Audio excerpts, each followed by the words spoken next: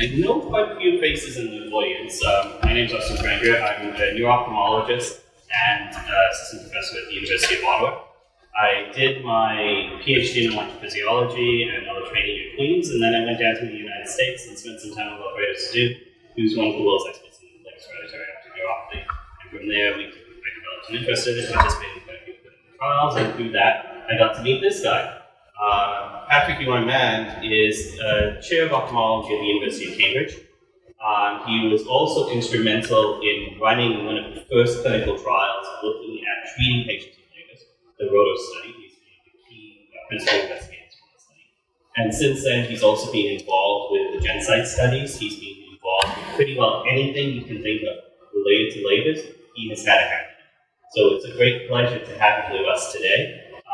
He's kindly given up part of his Saturday morning to be able to spend with us, and so we'll give him the opportunity to come over and he will give us a little talk about treatments in latest hereditary optic neuropathy.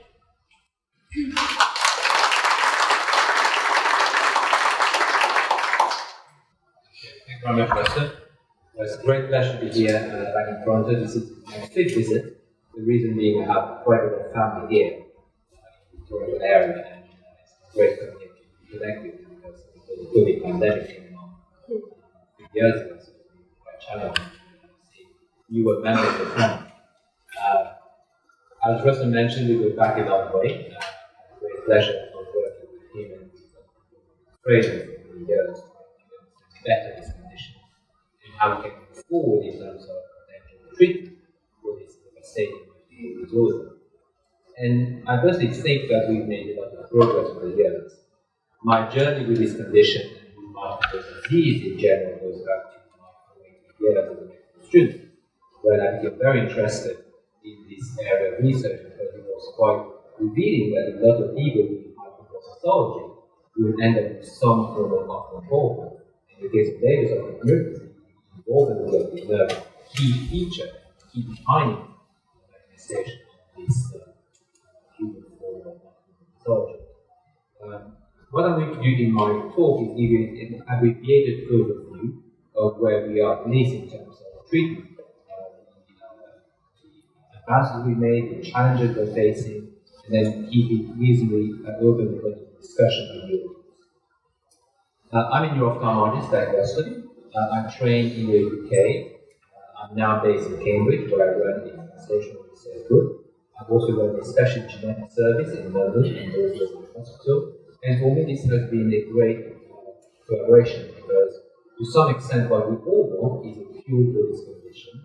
But we're all quite realistic that getting there takes a lot of time because we need to come up with better understanding of how the disease affects the eye, and then somehow find ways of counteracting the various pathways which eventually is leading to the loss of the cells and to damage the blood.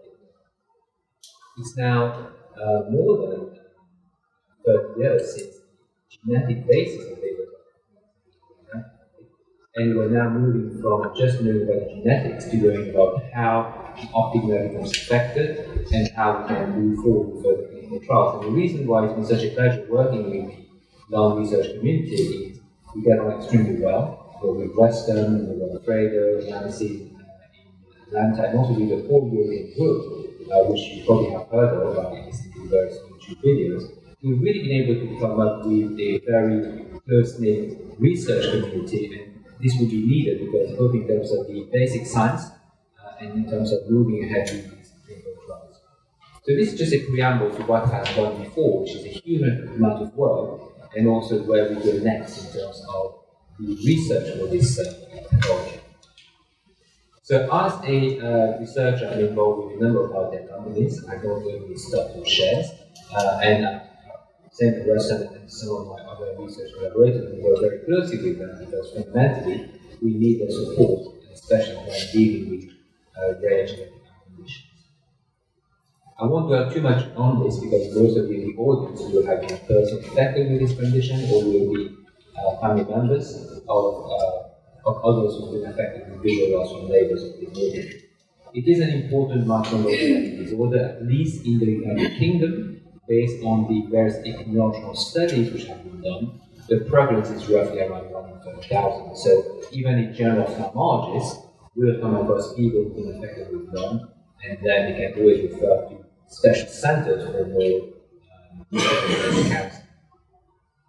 As we all know, the reason why we get this problem of the optic nerve is because there is an intrinsic damage to your mitochondria, which are the powerhouses of the cell which produces all the energy that we need in the form of ATP. And if there is anything which impacts on the production of energy, then this will eventually lead to a cascade of events, including increased levels of these reactive oxygen species, which essentially attacks your cell and leads to cell death and the onset of vision loss. It is a bit of a simplistic explanation, but suffice to say that there is quite a lot of understanding now about how specific genetic defects in the mitochondrial genome can affect different parts of the human body and lead to different clinical manifestations. What is quite unique about mitochondria is that it contains its own genetic code. So 99.999% of what makes us unique is a combination of genes we inherit from mom and from dad. But the mitochondrial genome is purely inherited in our maternal line. And it's quite a small genetic code. There's only 37 genes which are encoded by the mitochondrial genome, but these have been conserved throughout evolution, and if there is any genetic defect affecting any of these genes, then you end up with trouble because you don't produce enough energy, and this leads to the onset of various forms of mitochondrial pathology. The birth of mitochondrial medicine goes back to 1988, when you had the seminal paper published by Doug Wallace and Ivan Lining, reporting for the first time that some families with clear-cut labels of neuropathy had this genetic defect in the mitochondrial genome, the 11.778 mutation. And this slide here depends on where you are in the world. Certainly in most countries in Europe, the most common mutation will be the 11.778 mutation. In Asia, 11.778 accounts for nearly 90% of the cases. The exception is actually where we are now in this part of the world, in Canada. Because in French Quebec, the 1444 mutation is the most common mutation, and this is because of a family event. There was a woman who left France, settled in French Quebec, and therefore there's a cluster in this part of the world where 1444 mutation is much more common. The problem with Leber's optic neuropathy is that it has a very rapid onset. So very quickly someone will move from having normal vision to having a marked drop in their visual acuity. And therefore, what we need to understand is how can we stop the disease in its track, and how can we prevent further loss of retinal ganglion cells, and how can we improve the visual prognosis. It tends to affect young men between the ages of 15 and 35, and eventually most patients will at least in the UK meet the criteria for registration as being severely sight impaired, what we used to call blind registration. You can get a degree of spontaneous visual recovery in patients with 11.778 mutations, probably less than 50%. It's more if you carry the 1444 mutation. But as I've mentioned already, even if you do get visual recovery, it is incomplete, and most people will retain a very dense central visual field defect, which is quite disabling. I'm just going to change it because Rustum, what I might do is shift to a different presentation. That's okay with you. Excellent. Thank you very much, Rustum. So, in terms of how we move on with treatment, we do know that all these primary LHON mutations will affect complex 1 of the mitochondrial chain. So, what we mean is that this is the first complex which allows electrons to flow from complex 1 to complex 5, and it's the flow of these electrons which will eventually produce ATP from ATP. And in the context of these Leber's mutations, you get an impairment of ATP production and increased levels of these reactive oxygen species. People will argue about the balance between the two, but fundamentally they are related. Because if you're not able to produce enough energy, you have a lot of these high energy electrons floating around, which will lead to increased levels of these reactive oxygen species, which we need. But if the levels are too high, then it becomes toxic and it's detrimental to cell survival. So let's talk about where we've come from so far. You all have heard about this compound called idepiridine, which is a synthetic version of ubiquinone. And the reason why we focus on this as a potential therapeutic candidate is because idebenone allows more of these electrons to push down the respiratory chain. Therefore, the rationale is that if you can push these electrons further down the line, you can increase the level of energy produced, and you can reduce the level of these toxic reactive oxygen species. And we've shown that both ourselves and other groups have shown that ubiquinone analogs can have a dosing effect, at least looking at these in vitro models. So this is where the first therapeutic trials have started, which goes back now more than 15 years. We basically designed a randomized controlled trial for patients with laser-associated neuropathy. So patients were randomized to either idebenone at a dose of 300 milligrams 3 times a day, or placebo. And this was a short study, only 6 months, which is basically because at the time we did not have any knowledge of how long we should be treating someone with idebenone, and also because of cost considerations. Nevertheless, it was a landmark for us because we showed that we could do a proper, large-scale randomized controlled trial to look at the potential benefit of the treatment for this condition. The bottom line is that there was this difference between the two groups. So if you were taking idebenone, you had a 30% chance of getting a clinically relevant outcome. Whereas if you were in the placebo group, meaning that you were not taking the active idebenone compound, only 10% of people had some form of visual acuity, which is more or less what we expected from the natural history. Someone's raising issues. Sorry, there's some Sure. Yes. So I know there's a bit of feedback. Can you hear me better? Yeah. Right. So in the Rudolph study, if you are taking idebenone, after 6 months of treatment, about 30% of people had a degree of visual recovery. But this was only 10% for people in the placebo group. So this showed that there was a difference, but still there was a significant proportion of people who did not benefit from taking idebenone after 6 months course of treatment. After the Rudolph study was published, this led to the second phase, which was an open access compassionate use program run by the company, where a larger number of patients were treated with idebenone. And this time, on the basis of what we knew from Rudolph, the duration of treatment was extended from 6 months to 2 months. And I'm not going to go over all the data because this will take too much time, but this again confirmed that there was a difference between the treated group and what we knew from the natural history. So in the expanded access program, after 12 months of treatment, the response rate was around 30%, which is what we kind of knew from Rudolph. But if you carried on treatment by idebenone for up to 2 years, about 45% of people had a response rate in terms of the recovery of vision. So now the thing in process is that if you're going to be treating by idebenone, you probably should be treated for longer, up to 2 years before deciding whether or not there is a treatment response. The latest study, which has not yet been fully published but has been presented at a couple of meetings over the past 12 months, is the results from the LHON study. So some of you might have heard that LHON again was an open label intervention study. So it was not like Rudolph, where people were randomized in a blind fashion between treatment and placebo. In LHON, everyone essentially was taking idebenone at a dose of 200 mg 3 times a day over a period of 2 years. So this recruited a fair number of patients, and in the intention to treat analysis, we included more than 180 patients. So I'm just going to give you the results here. So basically, this is the subgroup analysis based on whether people were in the subacute stage. So when we talk about subacute stage, this means people who have lost vision for up to 6 months. Dynamic stage is from 6 to 12 months, and the chronic phase is more than 12 months. So this is a bit of an artificial construct, but this is useful in terms of something that we define categories of patients. So if we look at the proportion of people who benefited from taking idebenone after 12 months of treatment, this was 42% for the idebenone group, compared with 21% for the placebo group, which was quite significant. And after 24 months, again we saw that there was a significant difference between idebenone group and placebo group, again confirming that idebenone had an impact on visual outcome, and this was seen at both 12 and 24 months.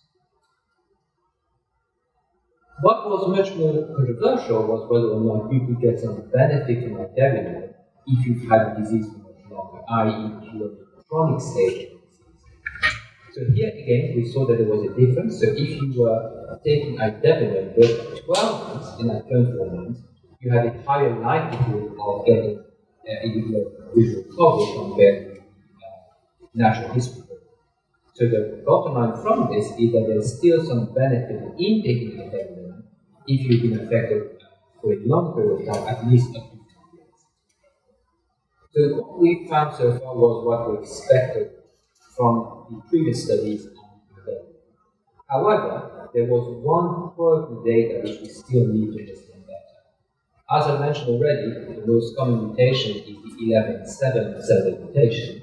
There will also be an important group of people who have the rarer 346 mutation. And what we find in LEROS was kind of not expected. So if we look at the 346 subgroup, and the first thing we can mention here is it was a smaller subgroup. So, for example, in the idebenone treated group, there were 26 patients. We found that actually, that both at 12 months and at 24 months, people who were taking idebenone seem to do worse compared to patients who were not taking the active medication, at least based on the natural history. So this was quite unexpected and a bit concerning. However, when we look at the group of patients with a 346 mutation who are in the chronic stage of the disease, here we did not find any significant difference. There was no evidence of the vision getting worse, but there was also no evidence of the vision getting significantly better when they were taking it. And again, it's very simple. So obviously, the question is whether or not we should give idebenone to people who have been affected with and who carry the 346 mutation. And I think here we need to have a slightly more nuanced approach to this because RODOS, the expanded access program, and other studies have not shown this before that 346 had an adverse effect in the context of the pandemic. Certainly, there's nothing to suggest that having a big positive impact, but I don't think we're at the stage yet where we can categorically say that we cannot give idebenone to anyone with mutation. And I suspect that in the next 12 to 24 months, there might be more data coming out from other research groups suggesting that there are other potential factors which influence whether or not we could have a negative response to idebenone. So I think this is a difficult question at this point in time, but I don't think we can be so clear cut as to say that we cannot treat anyone with a 346 mutation. Can we ask questions as we go? Absolutely. Was the sample size for LEROS for 3460 significantly larger than the sample size for LEROS 3460? It was, because RODOS was a smaller study, but the benefit of RODOS is that we had pure control. So there was no inherent bias from comparing this with the retrospective natural history program. The expanded access program also had a decent size with over 3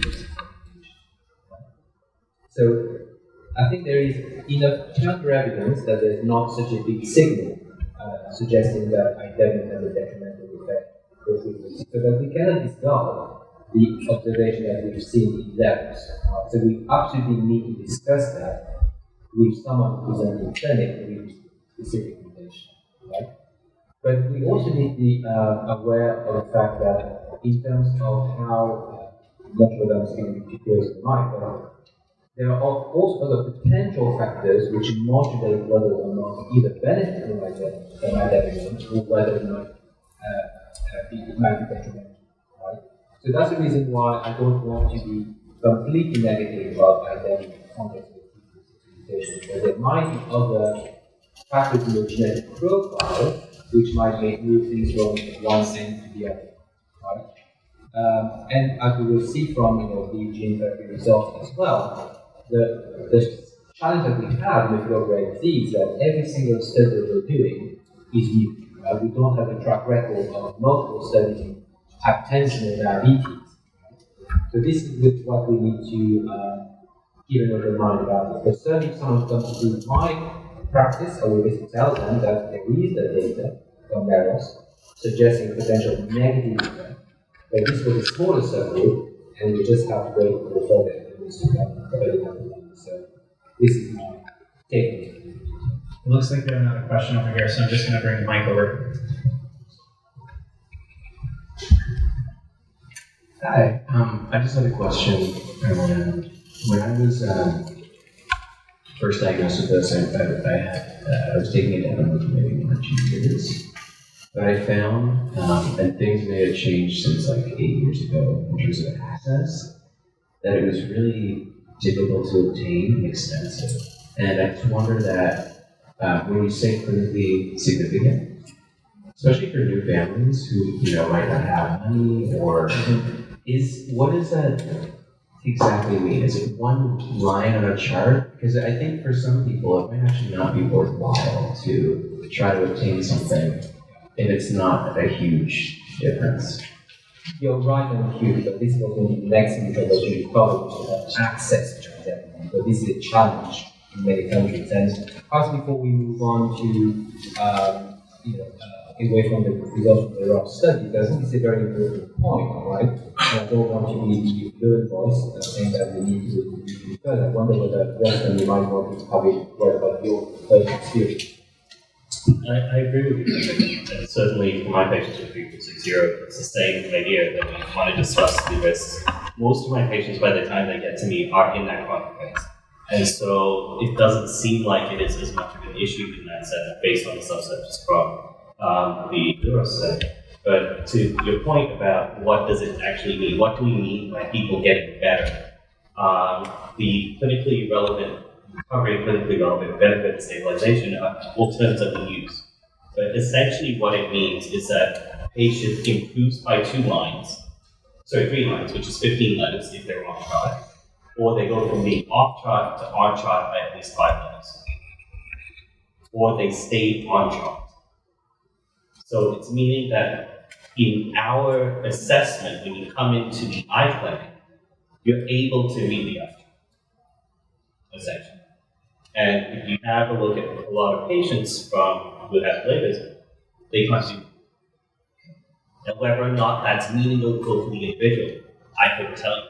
You could tell me, but I can't tell you. I mean, I know also a lot of people obviously in the room are optometrists too, or personally it's been a while, so I don't really remember exactly what that means. Like, can you qualify that further? Like, is there a way to say how far someone with LHON would be off the eye chart? Like, does that make sense? How big is that jump from on to off the eye chart?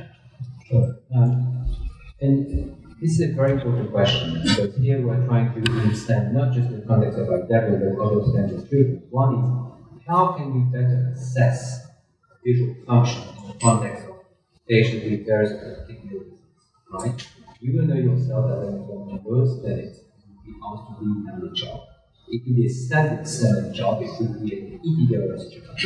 And then if you can't make up in letters, someone will just write down something like accounting figures, right? But there's a huge jump, right, from just writing down any letters you can see to writing accounting figures. To some extent, it depends on how the vision is measured, right? And the other thing to remember as well is that the number of letters that you can read is only one aspect of vision. And we all know that the concept of data that we make is we also have this very dense visual field defect, central imaging visualization. And this has been a challenge, right, for a lot of these clinical trials, because we do have people who come, even clinics or the clinical trials, who say that I feel that my vision is better, right? But when you look at the formal measurements on paper, nothing much has changed, right? And the reason for this is that all of these tests have a certain degree of, have a certain threshold that you are not able to detect change that sometimes people are able to perceive, but we're not able to report because all of these tests fail, right? And what we're trying to do relate to what you just said, in addition to all the tests that we do, visual acuity, visual fields, retinal imaging, we're also trying to develop what we call a set of patient-reported outcome measures, right? Which are questions that essentially ask about how you're performing in terms of your activities of daily living, other aspects of the aspect of disease, trying to get a better flavor of how someone is operating outside the clinical environment, right? So we have people working, there's a member of working in this, and the reason why we're coming up with these patient reported outcome measures is that we can then say much more confidently whether or not there is a subjective.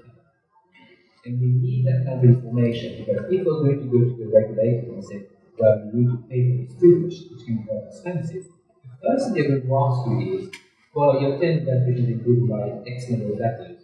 Fine. But what evidence do you have that this improvement is actually resulting in an improvement for that specific person? Right? It's a bit of it's a challenge for us because to some extent, as Rustum was saying, we need to stick with what the regulator thinks, which is 10 letters improvement, 15 letters improvement. But we all know in this room that sometimes you do not achieve that level of improvement, but that does not mean that there is not a benefit for that specific person. Right? So we don't have the answers. Right? But perhaps going back to your other question, which is about access to identity, right? This is something which is very different. Sorry, I'm so sorry I'm hogging the mic. I just have one more, I think, really important question, which is the recovery that you do get from the Debenham that you're speaking to, does it last, or do you have to take? Yeah, so this is a much easier question to answer because even going back to the initial RODA study, which was for a short period of time, after the study was completed, we re-examined all of these patients 2 years and more, and it was quite clear that there is no regression. So if you had benefited from taking a Debenham and you stopped because it was 6 months of treatment, further down the line, 2 years or more, there was no regression, which is quite reassuring. And my thinking behind this is that in the context of radiographic neuropathy, you get this catastrophic loss of retinal cells. And this leads to sudden, rapid loss of vision. But after that phase, you still have retinal ganglion cells at the back of the eye, which are not working properly, but they are not dead. Right? And the whole aim of treatment to some extent is to be able to bring back these cells in the brain, allow them to recover, and this then translates into improvement of vision. Right? So if you give a specific treatment, say in this context here, like Debenham, and you've been able to improve the visual outcome, then hopefully you've done what you had set out to do, which is to rescue these retinal ganglion cells, and now they are in a much safer position. They're not going to go towards organ cells. That makes sense. How long, are we on the rest of your life? I mean, back 2019, I lost my sight. I had 14484, but I couldn't even see my feet. It went bad, but things turned around really well. I got on my Debenham right away. My cousin had it, so I found out right away what it was. And now I'm actually driving with bio-optic glasses. So I went from not being able to see my feet to now driving. I still take a Debenham every day, as well as a lot of other vitamins and other stuff, and lifestyle changes, obviously. But can it still progress after 3 years or something? Yeah, and again, these are important questions. We don't have all the answers. I think we need to go back to what the evidence is and also the pragmatic approach of how can we get access to our Debenham and whether you can actually afford it. Right? So your initial question about this is, at least based on the levels data, we do have some clear indication that if you're going to be treating by Debenham, you probably should treat for at least 2 years. Some people say even longer before deciding that there's no treatment response. So that's just in terms of knowing whether you're responding or not responding. Right? If you're responding, whether objectively or subjectively, I would certainly carry on taking a Debenham until you max out in terms of your vision. The current consensus is that if you max out in terms of your improvement, you should carry on for potentially 1 more year. Just make sure that you really got back in terms of how much you can. Right? And then ideally, you could stop, right? And based on our previous data, there is no regression. Having said that, right, this is not set in stone, and what we need to do is we need to look at further long-term data, because there's also this worry that if you have labels of emergency, right? If you look at people in the audience who do not have a LHON mutation, right, as part of the normal aging process, right, we're all losing cells, whether in our optic nerve or in our brain. The question is whether or not in labels of emergency, because you have this LHON mutation, whether your age-related loss of retinal ganglion cells is more than some others, right? But certainly based on the data we have so far, I would suggest that if there's if there are problems with access to identify, right, certainly improvement, and things are stabilized, stopping the medication will not lead to a regression. So it's a very complex question because it's based not only on sensory data, but also on access. I can just add one thing to that. It also for my patients as well. If they run into an issue situation where they're not able to access it, one thing that we unfortunately do have to do is that you lose your option. Right? So if you decide to stop, it's good to follow up with your physician on a more regular basis so that they can perhaps catch if things are changing. Right? And then that may be an indication that you need to go back. Right? Or if it's an indication that maybe you haven't actually done it. So part of that, having that follow-up makes a big difference in the situation. And I think both in Canada and in the UK, we're quite fortunate to have a national health service, which means that you can have easy access to an ophthalmologist. And just the final word about reimbursement for Idevinan and Waxo. This has been a very long road, right? And we're still fighting against various obstacles. So the European Medicines Agency, the EMA, which is the FDA in Europe, approved Rustum for LHON back in 2015. So this was a marketing authorization, meaning that there was enough evidence to justify giving this medication to patients with labels. But then every single country in Europe, and at the time the United Kingdom was still part of the EU, every single country had to get approval from the national regulators as to whether or not the treatment was going to be funded, right? So marketing authorization doesn't equate to funding globally, right? Some countries went very quickly, like Germany, for example. But if you look at the list here, this is probably only a third of European countries where you can get vaccine reimbursed and don't pay. In the United Kingdom, which consists of 4 home nations, Scotland, Northern Ireland, Wales, and England, it's a very funny situation where 3 out of the 4 constituents of the UK have access to vaccine, but England does not, right, on the basis of cost-effective analysis. Of course, the right is not to deal with this, but you can see here how, even in countries where you could, in theory, get vaccine prescribed, it varies as to whether or not you can get it paid for by your national service. Patrick and Rustum, we had a question over here. So we went to Dr. Tom Mikulski, and he sort of indicated to us that CoQ10 would be as good. Is that not what you're thinking? Yeah, I think I have much stronger views on this. I think there's very good data that for instance Q10 does not really penetrate the blood-brain barrier very well. So I think you find it challenging to see how much of the points of Q10 will reach the optic nerve. So personally, I do not advocate the use of coenzyme Q10 for patients with labels of neuropathy. It is certainly used for patients with other forms of microneural disease, right? Because here you could argue that the coenzyme Q10 is getting muscles or peripheral nerves. But I'm highly skeptical about whether or not coenzyme Q10 has any effect on this. Right? You don't feel like it's going through the brain barrier? I don't feel that in my personal practice I don't prescribe Q10 to patients with labels. So I'm in the same boat as Patrick.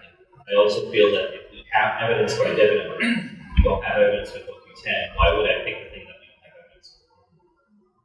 And the other thing I also tell my patients is, if you're taking Idevinan, don't take CoQ10. Because you're competing with each other for absorption. So you're basically wasting one versus the other. Before I move on to gene therapy, are there any questions about identity? Just when Canada is not on the list, is there anything we can do as an individual to help the process for Canada to be able to pay them? Right. So the question was about access to Rustum in Canada and North America. So this again is a problem which goes beyond us surgeons, because obviously this is about the company having conversation with the FDA or the version that we have in Canada about having access to it. And the current situation, at least in the US, is that the FDA has not even approved Rustum being available, because fundamentally I suspect they will need further studies.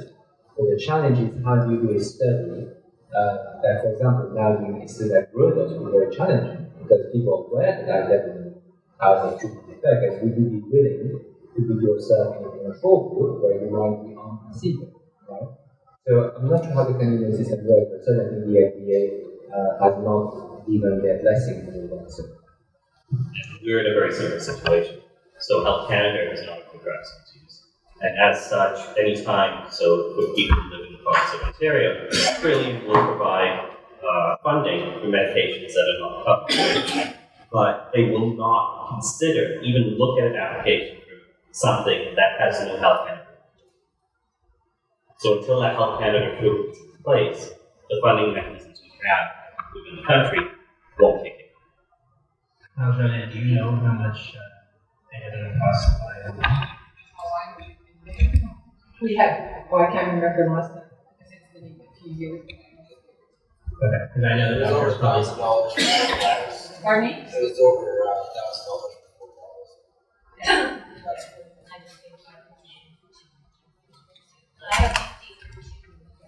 Just up to If you would buy Rustum, you would not give me your account. Yeah, and $200. Sorry, about $200. right. I think the question about from Rustum is how much Rustum costs, right? And this is slightly shrouded in the secrecy because I don't have access to data. How it works is that in each specific country, right, there are backroom negotiations with the company and the funders, where very often they're not paying for the full cost of Rustum. But certainly, I think the ballpark figure, if you were to pay the full price for a whole year, I think it's probably around 60,000 to 70,000 euros, which is a lot of money, right? Yeah. And that's part of the reason why it's not improving some countries, because let's face it, every year there are new drugs, new treatments coming on the market, and if there's a limited funding pot, someone has to make a decision about which new drug is going to get approved. And that's where the cost effective analysis comes into play. And that's what I mentioned to one of your colleagues earlier, is we need to have much better evidence with the funders.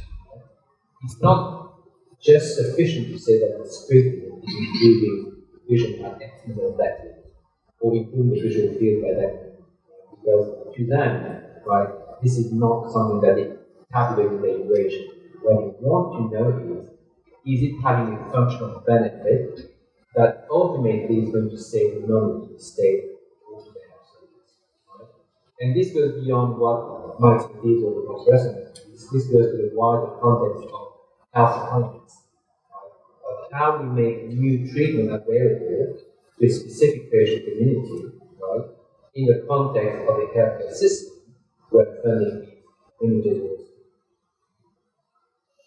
So we'll probably move on to gene therapy. I'm sure there will be further questions as we go along. But what the story that Devin has showed us on the positive note is that we can do proper studies with sufficient number of people to come up with a signal whether or not the treatment is working. Because if we go back in time, when we actually set up Rodos, there was a lot of resistance both from the ophthalmology community saying that you're wasting it, or you're not going to find treatment that for conditions, it's very rare, how you get improve. And so we had to fight against this innate resistance. But now we're in a completely different environment, right? My colleagues in the UK keep on referring newly affected individuals tuning. We have a UK Electrical Society, we have an international network, and it's much easier now to recruit people into these clinical trials. So that's been a massive change in terms of how we approach rare diseases. The second thing that the IDEBINO study has shown us, the studies have shown us, is that translational research takes time, right? We're talking about 10 years, 15 years, right? Because fundamentally, we need to have enough evidence that potential treatment is working. We need to apply for funding, but who's going to be funding it? Is it going to be companies? Is it going to be philanthropic donation? Is it going to be national organization like our research council? So all of these things take time. It's frustrating for you, it's frustrating for me, but the wheels can turn slowly, but despite these challenges, we're moving. So the next phase is basic gene therapy, right? Because fundamentally we're dealing with a condition where there is a genetic, right? So if we're able to compensate for this genetic defect, for example, by replacing a gene which is defective, in theory, this should get rid of the problem, right? But this is not as simple as just saying we're going to do gene therapy, right? The problem is your mitochondria are quite tough to penetrate because it has two members. And because it's very difficult to penetrate your mitochondria directly, what some people have done is to come up with a different strategy which is known as allotopic gene expression, right? So this is something that was basically thought about more than 20 years ago. And the thinking process behind this is that you cannot insert genetic material easily directly into the mitochondria. So what you do is, you take your replacement gene, it gets into your nuclear genome, you produce the mRNA, you produce the protein which you need, and the protein has something called a mitochondrial sequence. So the MTS is quite straightforward, it's basically a coding device, right? Within the protein, and then off you go to where it needs to be. In this case, the mitochondrial protein. Okay? So it's a very elegant system. The key question is, will it work? And there's been a lot of work being done looking at different models of levels of technology, looking at cells in the petri dish, looking at animal models, and to cut a long story short, the preclinical data was sufficiently robust to give us the evidence to do monitoring funding to actually develop a gene therapy program. Right? There's been 3 gene therapy programs, and we talk here about the GenStar gene therapy program, but there's also 2 of them which I will mention further. If you have a way of getting the genetic material into the retinal ganglion cell and into the nerve, now the key question is how do you get the gene therapy vector in the right location, right? And what we do is we make use of viral vectors. In this case, an AAV viral vector. The reason for this is that the long track record of using this technology, we know it's safe, we know that you can deliver the gene therapy construct in the retinal cell, and we also know that it does not result in significant adverse effects. And the big advantage that we have in ophthalmology compared with other brain diseases is that we can inject something directly into the brain. So this is an intravitreal injection, it takes a few minutes, and then off you go. You don't need any invasive surgical procedure. And because 11,778 is the most common mutation, obviously the gene therapy program was focused on a specific mutation which is located in N4. Right? So all the preclinical work led to the launch of these early phase and late phase clinical trials, and the 3 clinical trials which I will mention here are rescue, reverse, and again, just to reinforce the fact that this was not just one single person, one single center in the study. This was a massive undertaking involving a number of centers in Europe, a number of centers in the US, and going as far as Taiwan, because we had to have a network that allowed us to recruit enough people in a short period of time, otherwise everything becomes more expensive. And that's what we've been able to do. Compared with Rodos, that it was much longer to recruit patients because people did not believe that it was a condition. Now with the ophthalmologists and the neurologists on board, and also with social media, it's much easier. The rescue study, which some of you will have heard of, recruited people who had labels of the from the 11-7 mutation for up to 6 months of for reverse was between 6 and 12. And what happened is one eye was injected with the gene therapy vector. The other eye was what we call a sham injection, meaning that the surgeon pressed quite hard on the eye with a blunt instrument. And therefore, it was not a real injection, it was a simulated injection. 39 patients were recruited into rescue, 37 were recruited into reverse. And obviously, this was a very complex trial to run with a lot of statistical analysis. If you want to go back to the data and read more about this, these have been published now, back in 2021. What I'm going to give you is basically an overview of the main results. So, don't worry too much if you can't make out the fine details of this graph, but this is just a chart which tells about how vision is changing weeks and months after the treatment. The first observation is, unfortunately, the curve is going down, meaning that in the first 1 year after the treatment was given, vision kept on getting worse. Right? So this was a bit disappointing because we could not prevent this rapid loss of vision in the acute stage of the process. And the first thing that we basically conclude very quickly is that treatment with this gene therapy vector did not stop visual loss in the acute stage, and also for some people who were treated before the second eye became infected, it did not prevent the second eye from losing vision. Right? So again, it's disappointing, but not all is lost because the aim of it is to improve the visual function. What we saw for 1 year was quite interesting and quite unexpected. But what we saw was an improvement in vision in both the treated eye and the untreated eye, which we did not expect, because the study was designed on a simple premise that you treat one eye and the other eye is a perfect control, right? But that does not seem to be the case, basically for us, for example. I will go back to this again, I'm sure there might be questions, but this is one big question which still hangs over all of it. What was very reassuring is that no one had any serious adverse events from the injection, both in short term and over a period of time, which is very important. In any experimental clinical trial, we need to make sure that we know we get things works. And in the cohort of rescue and reverse, there was a significant proportion of people who got vision improvement more than one would expect from the natural history. And I'm going to draw your attention here to this graph here, which summarizes all the data that has been collected. Right? On the y-axis, you have essentially change in vision. In red, you have the treated group, people in rescue, people in reverse, and also people who've been further go up to 5 years after the treatment has been given, which I think is remarkable because there's very few trials where you have such long-term follow-up data.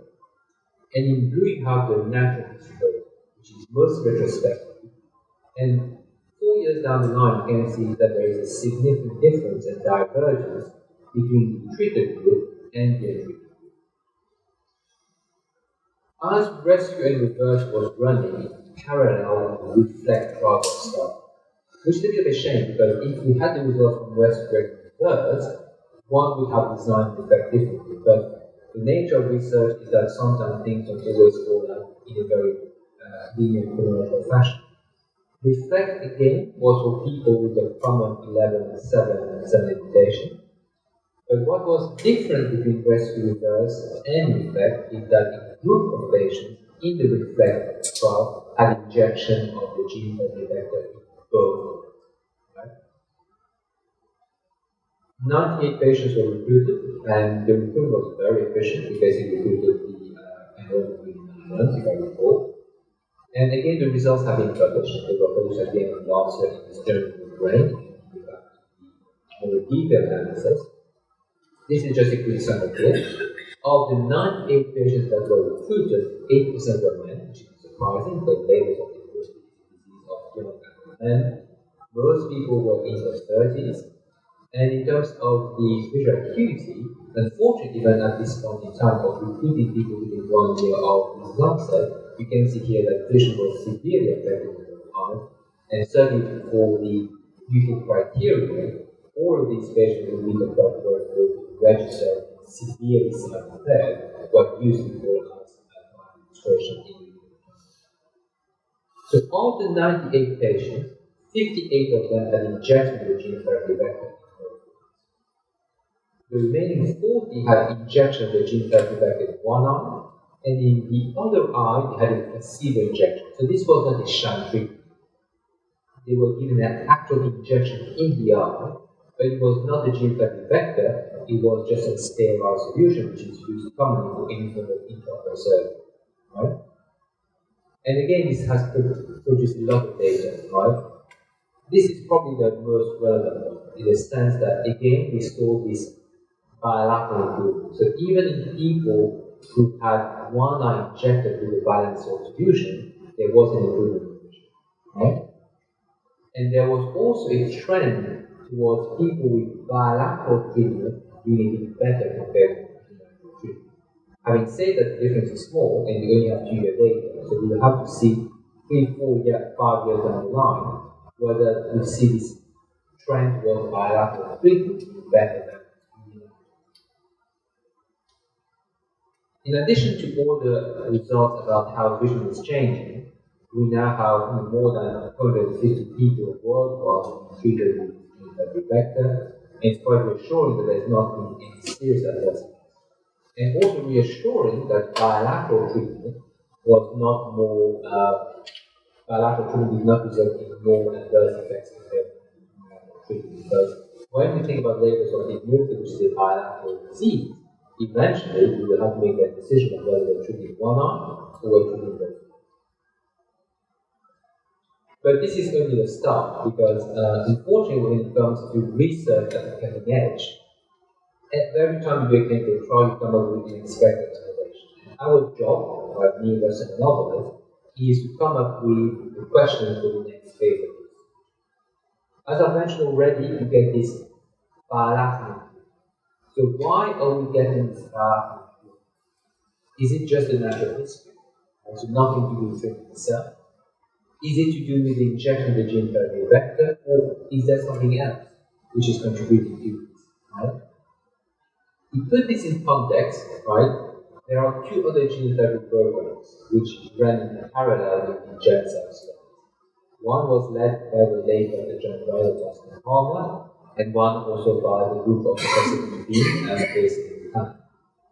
And it was interesting and also reassuring for us that these 2 other groups also found that unilateral injection of the gene therapy vector produced this unexpected unilateral improvement in vision. So it was not just us coming up with this information. And to try and get a better understanding of this, as clinician scientists, we basically say, well, unexpected observation, how do we do this further? And that's what led to this non-human primate study, because obviously we cannot do this in humans. So one eye of these monkeys were injected with gene therapy vector, and after a period of time, tissues were harvested from different parts of the brain and the eye to see whether or not we could see transfer of the genetic material that was injected. And without any big surprise, on the same side of where the injection was given, we could detect the gene therapy vector, not just within the eye, but along the optic nerve up to the back of the brain in the occipital cortex, which is quite interesting. But the really key observation is that we could identify genetic material in the other eye, and also in the other optic nerve on the side that did not receive the injection. So clearly, right, there was some transfer of genetic material, but the question is whether that is sufficient on its own to explain the improvement, right? So I think these are the things that we need to look into further. Some of you might be aware of this, but there's been a lot of discussion more recently, because what happens is when you run clinical trials, especially from a commercial perspective, eventually what you want to have a drug that works and you want to have a drug that can accept, right? Because all these clinical studies take time, 10, 15 years, there's a huge amount of investment in due course, the commercial entity will not be profitable, which is fair enough, but otherwise research comes to a halt. At the end of April, GenSci basically withdrew its application to the European Medicines Agency, right? And we need to understand that a withdrawal doesn't equate to a negative opinion. And the reason why the company has withdrawn its application is because they want to have further discussion with the EMA as to what other data they need to provide to convince the regulators that the treatment, one, is working, and second, to whom should the treatment be. So it's too early to know where things are headed, because, as I mentioned already, I've been involved in early clinical trials, but I don't have any involvement in the commercial decisions of the company. But for us, it's a little bit unsettling at the moment, because we do not yet know what further studies need to be done, how long it will take for the study to be completed, whether or not this will lead to delays of years before any gene therapy treatment can be given to patients with various of Europe. And we also need to hear more from the company about how this will impact the compassionate use program. But in the US, in France, and even in the UK, some people were fortunate to get treatment with Lumina on compassionate basis. So this is as much as I know, because as you will see from the slide here, that everything has only happened very recently in the last few weeks. Before I move on to where we're heading next, perhaps there might be some questions about Lumina and gene therapy in general from people in the audience. I just have a question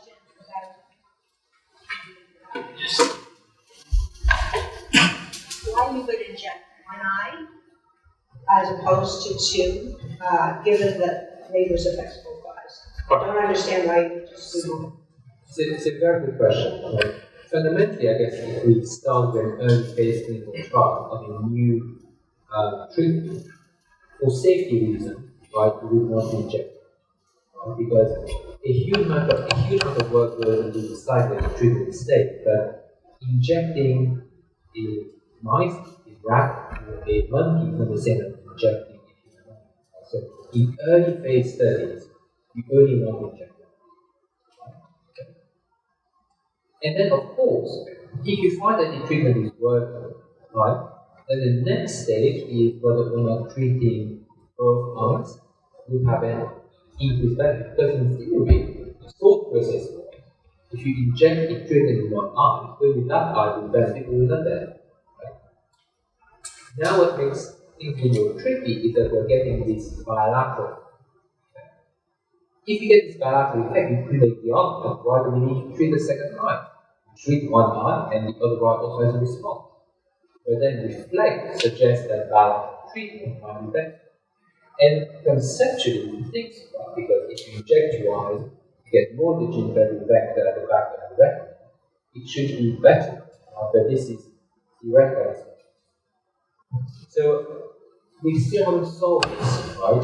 And looking further down the line, whether it's gene therapy for LHON or gene therapy for any of the genetic eye diseases, there is also a question here about the cost, right? And this is something that person that I'm going to get involved with, but if you're going to be in treatment to two eyes, right, how much will you be charged, right, compared to treating one eye, right? But to your initial question about the normal sequence of events for gene therapy, in the early phases you only treat one eye, because you want to have much more solid data on safety. Then once you have data on efficacy, then you look into bilateral. And then you decide whether bilateral treatment is better in terms of blood evolution. So if I may interject, you mentioned compassion, use access to Lumina. Where does that stand? Right. I can only say what I know. Right? But at the moment, there is no file of the gene therapy vector Lumina anywhere in the world. Right? Because the challenge with gene therapy is it's not the same as producing a tablet and get it in the bottle and get it in the shelf. Right? Gene therapy vectors is a very intricate manufacturing process. Right? So at the moment, the company in GenSci is manufacturing batches of the gene therapy And my understanding is that the batches will be ready towards the end of 2020. And that once the batches are ready, they will plan to provide renewable to some countries in the professional basis. Now, as to which centers get it, how many bars of treatment you get, this is a decision for the company. With the more recent information about the need for further studies, again, we do not know yet, because if, for example, you need to run a large-scale clinical trial, and there are a limited number of these bars, then it might be focused, rightly so, will be on conducting the next clinical trial. So, we will need to wait how this plays out. And I think the other thing as well, which having had the experience of providing renewable on a professional basis, it will also depend on where you are, right? So it could be that the hospital in Toronto might agree to giving professional use, but one in Vancouver might refuse, because to some extent you're providing an experimental treatment, right? And your local regulators will need to be comfortable with the idea of giving it to someone. In addition to your national regulators. Correct. Right. So this is quite a long process. So the fact that I've done this at Moorfields means I have the experience of doing this, but it takes time, and you must also get the support, right, of your hospital. So it's not just a simple process saying I'm going to give this experimental treatment on a compassionate basis. And treating people who are outside the United States would not be possible. It would not be possible because of various medical legal reasons, at least in the case. It could be that other, and again I'm going to speculate, I don't know whether or not if there are some centers in the US, whether or not they would even consider getting people from Canada, because there's also people in your own country who are potentially eligible and would want to be treated. So we need to have the drug manufactured, number one. Without the drug, it's already hypothetical. Number two is we need to get a clear indication from the gen side about what is next for them in terms of their drug development pipeline, right? And then thirdly, if there is going to be a compassionate use program, is in which part of the world you are and whether or not there will be access to nationally or regionally. So, the results that you're seeing from these trials, can they be extrapolated to the other genes or not? right. Or do they have to be tested first? And perfect question, because we're going to, I think what we need to do now is we need to think to a wider line of relation. Because obviously this was for the 11.7 mutation, right? We've got some very useful data from this, right? Even if the trial was a complete failure, at least we've shown that we can provide a replacement microbial gene safely and deliver that intravitreally, right? That's number one. Second is the gene therapy vector I've shown you is just a framework. In theory, we just replace the ND4 gene with any other multiple genes, and in theory, it should be working the same way. The protein gets into the mitochondrial compartment using this allotopic expression. So I think we have a mode of delivery now, right, which we could potentially use for other mutations.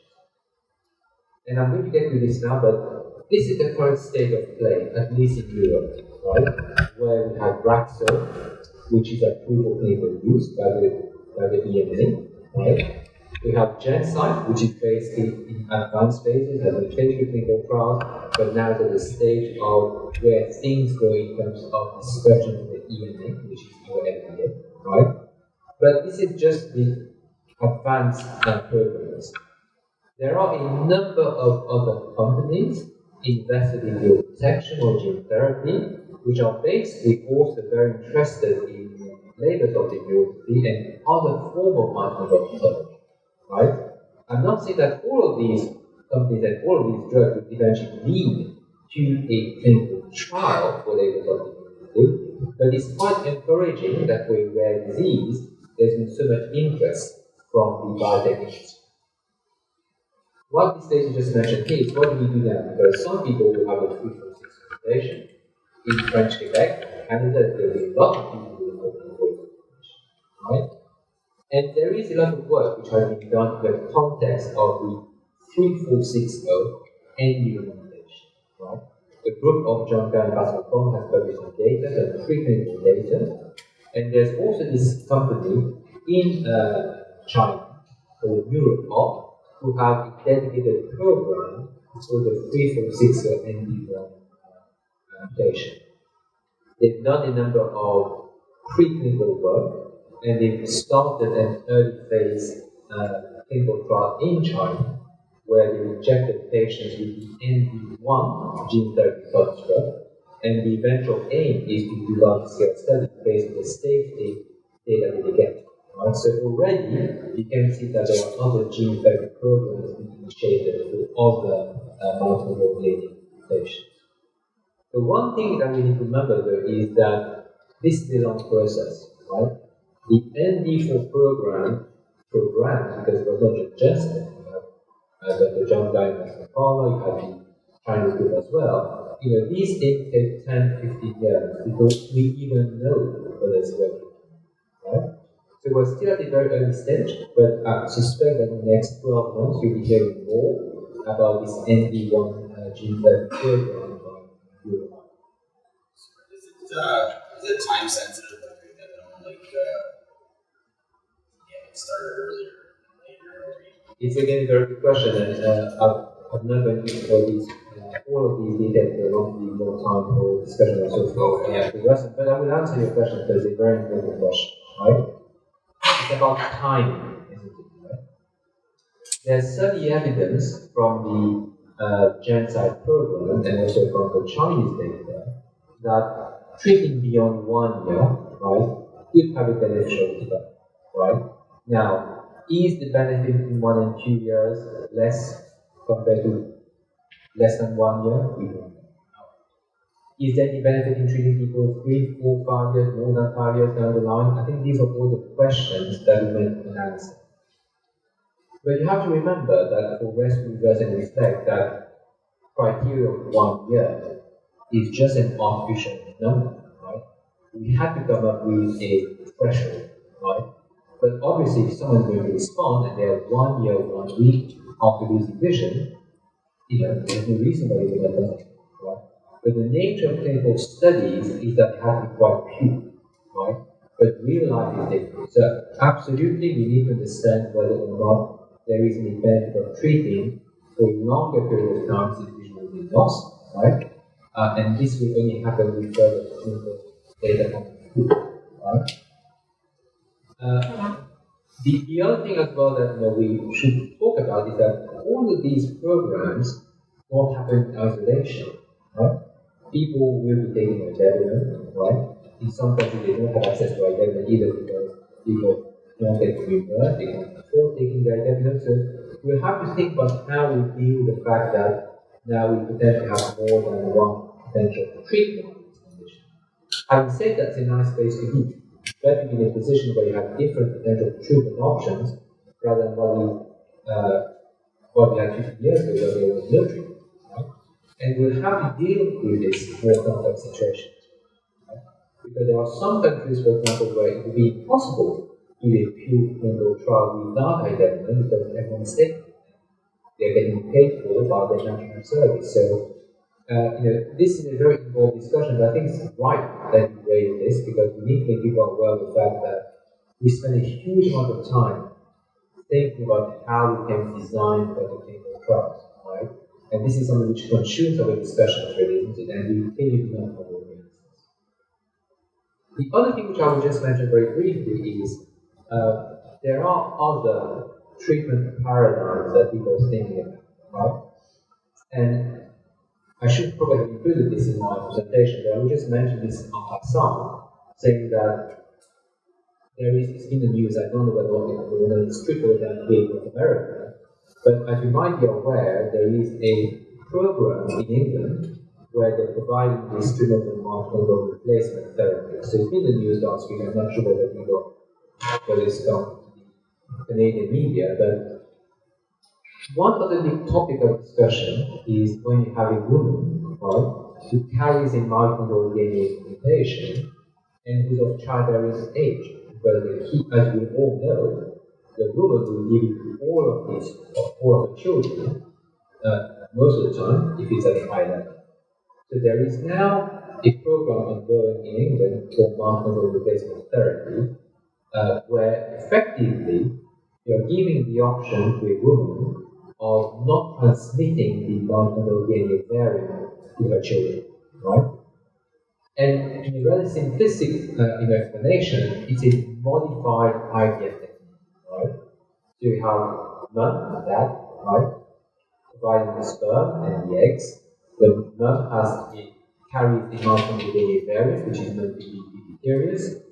You do IVF, and then once the egg has been fertilized, you extract the fertilized genetic material, and then you insert this into a donor egg from a woman who does not have a maternal DNA mutation, right? So 99.99999% of the genetic material for this child will be coming from the biological mom and dad. But there will be a small amount of genetic material coming from the donor woman, if that makes sense. Yeah. So are you guys actually allowed to? I was hearing about the before, so are you not technically allowed or making, creating something? So is it legally allowed? right. So it's a very important discussion, and you will realize that for all of these things, that it's always very challenging, right? Because you're really at the cutting edge of science. In the UK, there's been a very long and very detailed discussion about this, because obviously the law has to be changed, right? But if the law was not changed, it would be illegal, because this is germline modification, right? So, based on all the preclinical data, the law was changed in the United Kingdom to allow for this form of microbiome, right? So, at least in the UK, this is legal. However, right, this is a very tightly regulated process. Right? Every single case has to be evaluated by many different medical teams, and you also need to get approval from the Human Fertilization Authority. Right?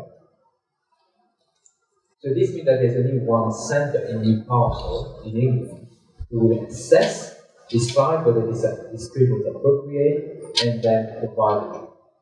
And all the children born with this treatment program will be further developed. Because there's been a lot of controversy about it. There's been religious controversy, and there's also been ethical debate about whether or not we're creating the so-called free-parent embryo, and we do not know whether or not this mixture of DNA from 3 different people might have long-term consequences. Having said that, if we go back 40 years ago, right, the same discussion was being had for IVF, and now we know that IVF is a great success story. Right? So my personal view is that this is a valid form, but it needs to be provided in a very tightly regulated environment, such that these children are being further long term to provide further data. And probably that answers all. One more question, just out of curiosity. How many times have you guys done that? And just to clarify, that kid then does not pass the wall. Yeah. And actually, we do not have this answer, right? Because as part of the confidentiality process for this program, right, it is not in the public knowledge how many women have gone through the process, how many children have been born in the last 3 years. It's microreplacement therapy. The only reason that we know that at least one child has been born is because that newspaper, the Guardian, actually made an application to the Freedom to Access and basically asked the question to the authorities: has anyone been born using this technique? And they had to say yes. But that's where it stopped. They did not say how many children were born, who they were, etc. But you have to remember that this is a small community, right? And the family have the right to preserve this as being something confidential. So we know that at least one child is involved, but this is as far.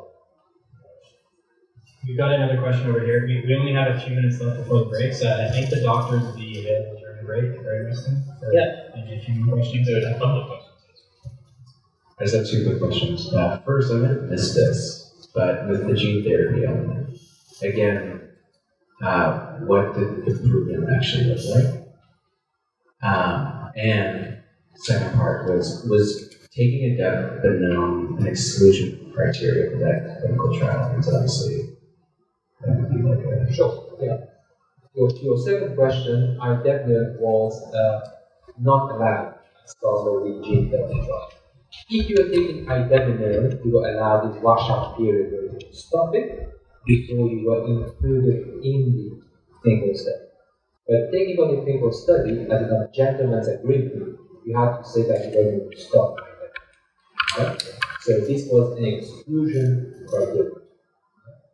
Your first question about what the benefit looked like, overall, there was an average improvement of cortisone drugs there of about 16.5 letters, about 4 years in the down. So this went beyond this magical number which Rustum mentioned earlier of more than 15 minutes. We also use a quality of life questionnaire, which is not ideal because it's not adapted for patients with LHON, but the quality of life questionnaire also suggested a significant improvement in day-to-day functioning compared with what you'd expect. Right? So there is, at least on paper, sufficient evidence that vision is improving by a degree that would meet the regulator criteria. Right? And because we're heading towards the break, I'm just going to very quickly couple of slides about gene editing. Right? But this is something that you'll probably hear more about. I just want to put it out there so that you're aware that this is research which is being done, but this is still early research that will still have a long way to go in terms of proving safety and efficacy, but I think it's a very exciting area where the research is going. Right? So the question is, why do we not simply correct the underlying genetic defect? And this would be really fantastic if you could correct the defect even if someone has lost vision. Right? So this has proven very challenging for reasons I'm not going to go into, but now there are people in Cambridge, UK and elsewhere where they've come up with a technique that allows for the genetic defect to be corrected in a cell. Right?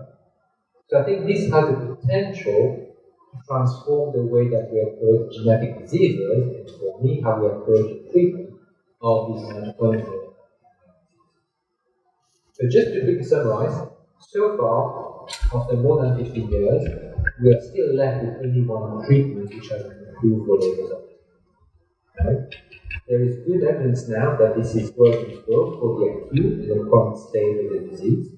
There is a question mark about the 346 limitation for someone who is affected for less than 1 year that we need to explore further. Gene therapy is obviously something which we're going to be looking further down the line because it's not just the 7 but there are other mitochondrial mutations which can cause vision loss. And finally, looking to the near future, now gene editing is something which will potentially provide us with a tool to prevent vision from being lost. Thank you very much.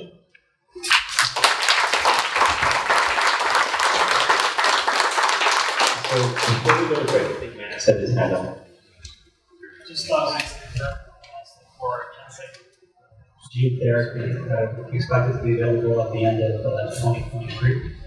No, I'm just to clarify, the next batch of the gene therapy vector is being manufactured, and I've been informed that the vials will be ready by the end of 2020. Right? Now, with the company having withdrawn its application to the EMA, right, it's going to be some time before we get any indication from the regulators whether the treatment will be made available. Right? The most likely scenario is that there will be the need for further clinical trials. And as soon as we say this, we're talking about years, right? Because it will take time to design the trial will take time to recruit into the trial. It will take you sometimes get at least 2 years into, right? So vials of the gene therapy vector will become available at the end of 2023. How this translates into the next phase of clinical trial, the next phase of the compassionate use program, that And along those lines, both of us have got promises from that side. There was going to be vials available end of last year, beginning of this year. So this is the current time they say the vials are going to be there, but there are no guarantees that that will happen as well.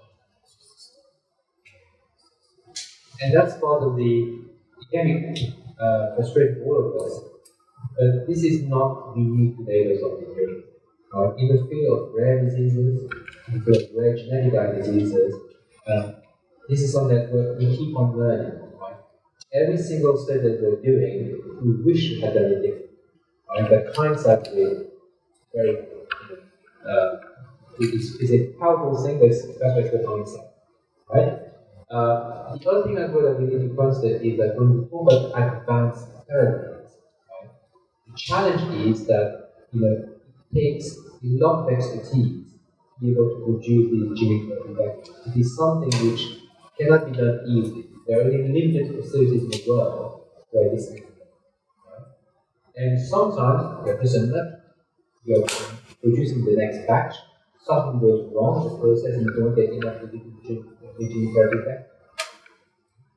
And it did not help as well that we had something called the pandemic, because a lot of the reagents that are used to produce the gene therapy vector is also used to produce the COVID vaccines. And in some countries, there was actually national mandate that none of these reagents could be exported. So a lot of things have contributed to delays. And for us, as clinicians, seeing people, I think we need to be very careful where the challenges are in science.